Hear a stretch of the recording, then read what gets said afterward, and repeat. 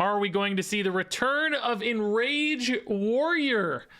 You might think so, seeing this new legendary here for Warrior.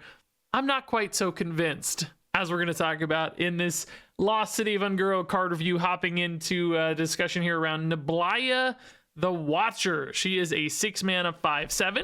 Battle Cry, summon copies of your damaged minions, and then give the copies rush. So, you know, if you've had a board you're able to trade in a little bit but is left behind, or perhaps you've got some ENRAGE enablers. Don't forget, you know, we saw this this weapon earlier in the reveal season as this reloads. The Axe of the Forefathers, we talked about this being a pretty great card. I think it's actually a really good card, potentially an ENRAGE enabler. You equip this ahead of time, you build out a little board, you damage everybody. Niblia copies those and gives them rush. So you potentially get like a big board development and a little bit of reactivity as well, getting to trade those in, maybe like protecting the stuff that was already there from any trades while clearing up some stuff. You know, it's a lot. I mean, you do get a lot out of this. You know, you get a base 5/7 body, which is solid, potentially summon a couple extra minions, which is intriguing. The rush aspect is nice. All of that kind of sounds good on paper, but in reality, I just don't know when or why I'm playing this card. You know, we often hear this term like win more cards that are only good when you're already winning, and they kind of just help you win more. I think sometimes that is like a cop-out as far as like a criticism for a card is concerned, because sometimes win more cards actually secure you the win. They actually get the win. I actually think this is a bit of a win more card, though, that doesn't do anything, because it doesn't actually really help you secure the win. It just kind of extends the status quo, and the status quo is that you're already ahead, because if you have minions left behind on board that have survived, that are damaged, that you've set up with your weapon or whatever, you were already in a pretty great spot. Like on turn 5, that's happening. You're playing this on turn 6. You're in a good spot. And this doesn't really advance that game plan at all. You're still just kind of in an okay spot. And I'd rather have a card that just helps me kill the opponent, that leverages those minions on board for extra lethality or push, or maybe if you get to that stage of the game you haven't quite won yet, you actually start pivoting sometimes into cards that are a little bit more about value or extending the game a little bit. Maybe you're more of a mid-range deck. And this doesn't really do either of those things. It's not really great when you're ahead and pushing for lethals. It's like, okay, I got a little board. Maybe I take a trade into a taunt or something. But I just don't think it usually makes that much of an impact. And it certainly is not a card that's like about, you know, going long or anything. This is still just a one-turn oomph. And that's not even to discuss the scenarios where you're not winning. And if you're behind on board, this card is just completely dead.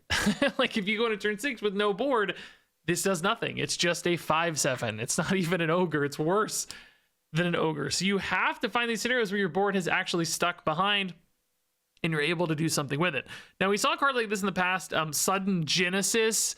I think it was like a 5-mana spell, and then maybe for a while it was a 4-mana spell if I remember right. But anyway, a little cheaper than this. You know, you didn't get the 5/7 body. It didn't, I don't guess, give rush. But that was actually used as sort of a combo finisher sometimes. You could have like a Grom on board that's damaged and then use Sudden Genesis to summon a Grom. And like, you know, if you have charge minions that are damaged, this becomes a way to secure lethals. That's that win more we like, when you're actually finishing the game thanks to this card. It's 6 mana though. This is an awfully big overhead to do that. You know, it's hard to piece together combos when you have a 6 mana commitment right at the front. You know, playing this with a discounted Grom or something still sounds hard. You can't do like Chemical Spill into Grom into this. That's an 11 cost turn. Like, yes, technically you can with New Heights, I get it, but you know what I'm saying? Like, it's really tough.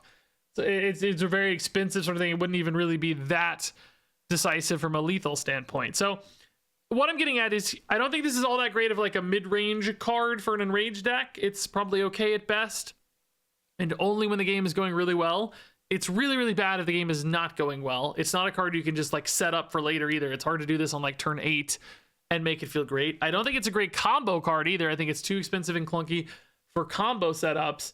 So I just don't know what you're doing with this. The one angle of this that sounds kind of interesting to me is like an egg deck. If you're doing egg ENRAGE packages, or even like eggs with like, you know, Yasandre or something, where you've got some Yasandre eggs or whatever.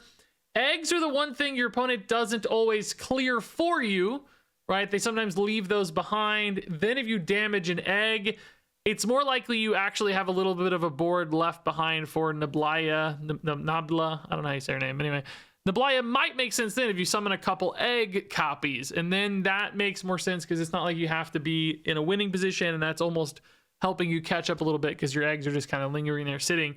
But still takes a lot of setup, takes a lot of work. It's still like, if you're talking about Yasandra in particular, it's a late game style play. There's still a lot going on there that doesn't seem that good to me. So ultimately, best case scenarios, I think this card is merely okay, and there are a lot of scenarios that are much worse than those best case scenarios, which is, in my mind, not a good sign for this. And this is not the sort of centerpiece legendary or like big card that an Enraged Warrior deck needed to succeed. That's what we were going to see, I think, a couple more here. Next up is the Stone Carver. This is a 2-mana 1/4. At the end of your turn, give a random friendly damaged minion +2/+2. So this can buff itself, by the way, which is actually probably a pretty important distinction. This does not say give a different or another random friendly damage minion. So this on 2 into that axe on 3 is reasonably good play if this survives on turn 2, which at 4 health, that's that spot where it can. We've seen that before with the Death Knight card that gives stuff Reborn, where it's like a good 2-cost setup. So it can. It won't every game, but it can. So that's a decent line. Like, this then gets buffed up to, you know, a 3/5 potentially, because it's taking 1 damage plus 2 health. Doesn't feel super snowbally though at that stage. Like, even a 3/5, still something that will get kind of tidied up. I don't really see this snowballing into the sort of escalating and surviving board that becomes super problematic, because it's not just working on its own, right? It needs follow up and setup, and you're not going to have like a damage minion you play on turn 1 that then you play this on turn 2. Like, technically it's possible 1/3 comes along and says like deal 1 damage to itself or whatever. That would definitely help this sort of card if there's like, you know, you could play this on curve and follow it up. That said, sometimes those 1-drops are going to die anyway. So I think this needs a little bit more snowballing to really feel worth it. And I don't know if the +2/+2 buff hits reliably enough for that. There's a lot of other minions like this that don't necessarily have that kind of condition baked in. And I'm afraid that the misses here, where you miss the conditionality, make this really hard to run. Otherwise, you know, it would be probably much, much better. So for me, if this was like a 1/5, maybe I'd think it had just that little bit bigger nod towards competitive viability. But as it stands, I don't really see the Enraged Warrior deck coming together all that well. And I don't, again, think this pushes it to that level of success. Oh, and I guess that was it for the Enraged Warrior cards. Man, that's not enough of a package to make a compelling deck.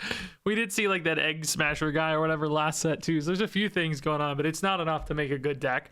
Now, moving on here, we've got a lot of kind of like armor and control warrior cards, which I do want to remind you, we saw the Warrior Quest previously, Enter the Lost City. This one's just all about surviving, getting to turn 10, and then you get all those cool quest rewards from the past and stuff, which I think is actually a pretty interesting reward. And we are getting some pretty good defensive warrior cards. So let's kick things off here with Windspeak Worm.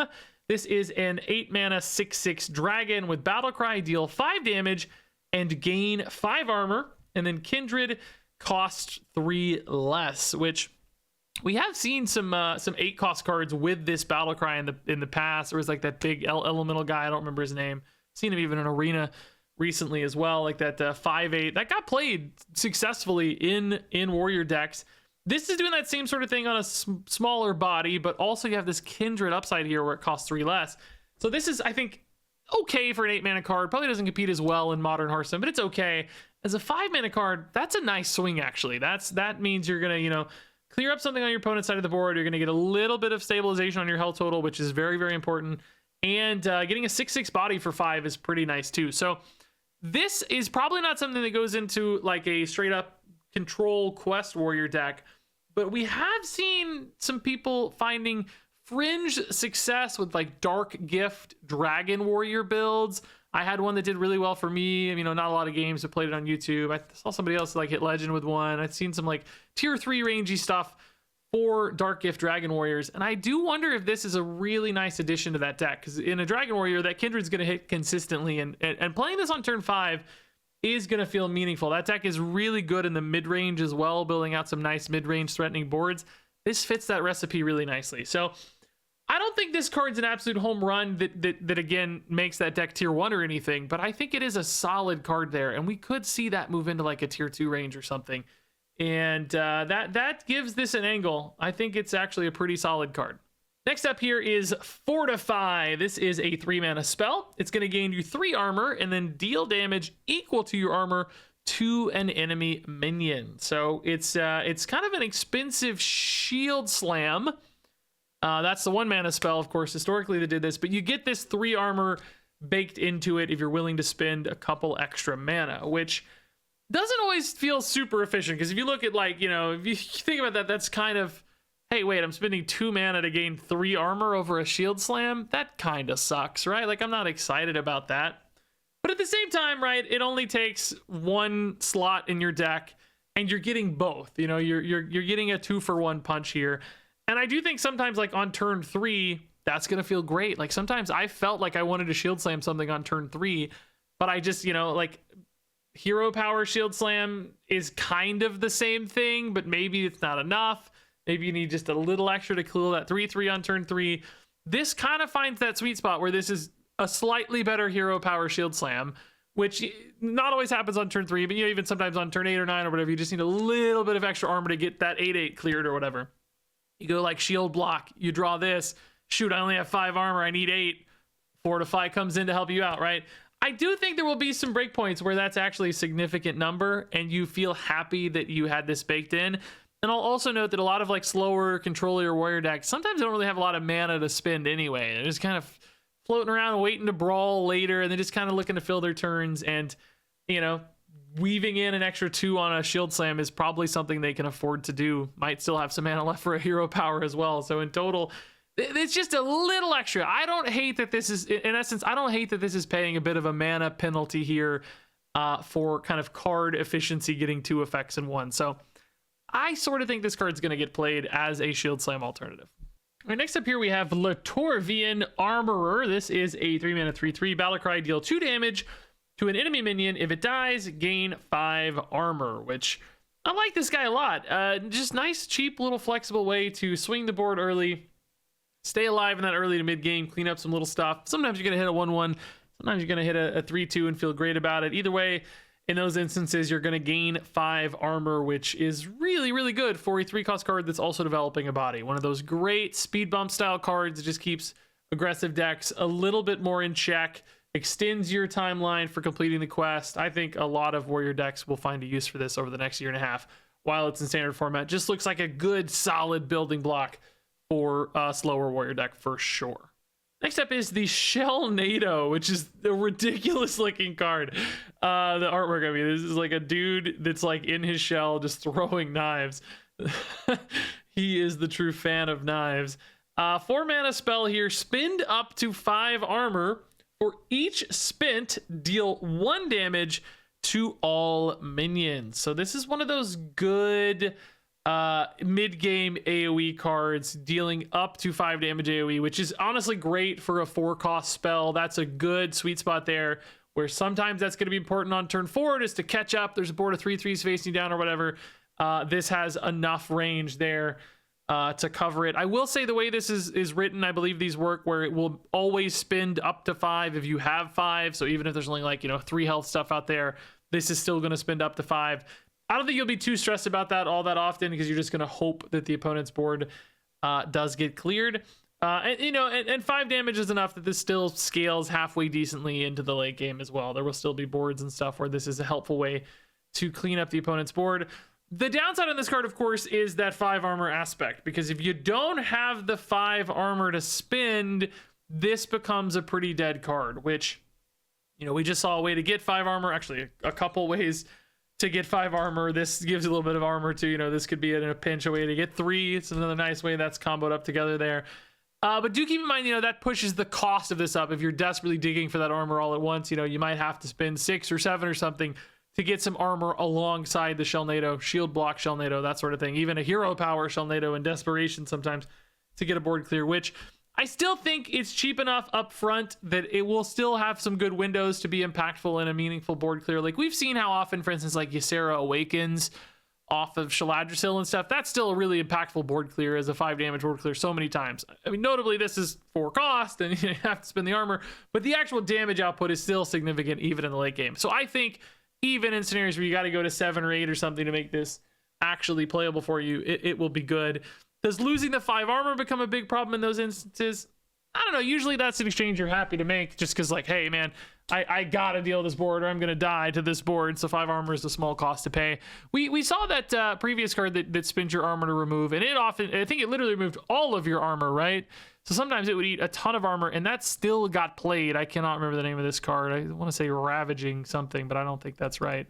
3 mana warrior spell from olden days. What was that called? Reckless, not Ravaging, Reckless Flurry, right? Sometimes it was important that you could do like 10 plus of this or whatever, but sometimes you spend 5 or 8 and we're still happy to clear a board of 3/3s or whatever. So similar sort of card, of course, but not having to spend all of it can actually be an upside as well. There's exactly 5 health minions out there. You don't want to spend 20. So it's kind of nice that this has a cap in some scenarios. Somewhat of a downside in others, but still ultimately what I'm getting at is I think this is a pretty reasonably good board clear that is available to a slower warrior deck like a Quest Warrior. And then our final spell here is City Defenses, another 4 mana spell. This one summons you 2/0/6 security with taunt, and they gain +1 attack when damaged. Oh, I guess this is kind of an Enrage Warrior card. I had this bucketed in my brain as a Control Warrior card because they're, big taunt walls, but it is also, technically an Enrage synergy play here. It's not a perfect one on curve into our 6-drop, unfortunately. That would actually be kind of a cool use case if this was like a 5-cost card and it gave you 3 of these. That could be nice because maybe you could expect like 2 of them to survive in a turn 6 to support Niblia. As a 4-cost card with only 2, you're creating a little bit of a gap there between. So maybe if Niblia was a 5-cost card, sometimes I have questions about like these like disconnections on things that get released at the same time. So I don't really think this makes that much sense in an Enrage Warrior deck. I will note too, like the damage only scaling at 1 attack per damage doesn't feel like these minions are that great at receiving trades either. Like trade a 3/3, 2 3/3s in, you've barely done nothing. You've hit the psycho one for 1 damage. It's just not enough. I wish these had a bigger breakpoint shift, like went up to 4, kind of like that old 4-drop we had in Warrior or something, where, the first trade is free, but anyone after that's actually going to be really punishing to an early game board. As it stands, only gaining 1 attack per time, like as defensive units, they're just not that useful. And then if you're like activating these yourself, if you play the weapon on 3, city defense is on 4, you got some 1/5s. I'm not that excited about 1/5s either. They're still just going to die so freely to trades. I just don't think they scale at a rate that's good enough. Maybe even +2 attack per hit would really help. So then if it's not working well in an Enrage package, which I don't think it is it good enough as a defensive card, like to just 2/0/6 taunts help? I don't think so either. It is a nice chunk of health, but the fact that it's just kind of passing the turn ultimately, the opponent's board's still going to be there. They're still going to be developing, still advancing game plans, and you're not like changing the pace of the game much at all. I mean, technically taking a turn out, but not removing anything, not really slowing them down, not counter pressuring. I just think it's too free for the opponent to kind of push through these rather quickly and easily in most cases. I mean, 12 health is a lot, I'll say. Like, it's a lot. I'm not totally against it, but I wish they gave back some armor or had some additional upside baked in, because as it stands, I don't think it's going to be quite enough. I don't hate it. I'll say I don't hate it. Like, 12 health is a lot, but I think it just needs a little more to be good. I think it's just going to be okay. So all that said, let's go ahead and rate these cards from 1 to 5 stars. Niblia the Watcher is a 2-star card. Stone Carver is a 2-star card. Wind Speak Worm is a 3-star card. Fortify is a 3-star card. Lorian Armorer is a 4-star card. Shell NATO is a 4-star card. City Defenses is a 3-star card. And yeah, there you go. That's the Warrior stuff. I think I'd have fun playing Enrage Warrior again. I just don't think this gets there. I wonder if this couldn't have been a 5-cost, like, 4 or 5 or something, and I would have liked it notably better. 6 just seems too much to me for that kind of deck, but I do like the Control Warrior pieces here, and I'm very excited to play Quest Warrior, so actually quite pumped to put all that in a deck together, see how long we can survive those 10 turns and get some cool rewards. So all that said, share your thoughts on these cards down below. Thanks so much as always for watching, and stay tuned for what I think will be our final review on Monday. Just one last review. It's crazy how fast this has gone, but it's been very fun. So anyway, thanks again, and until next time, game on.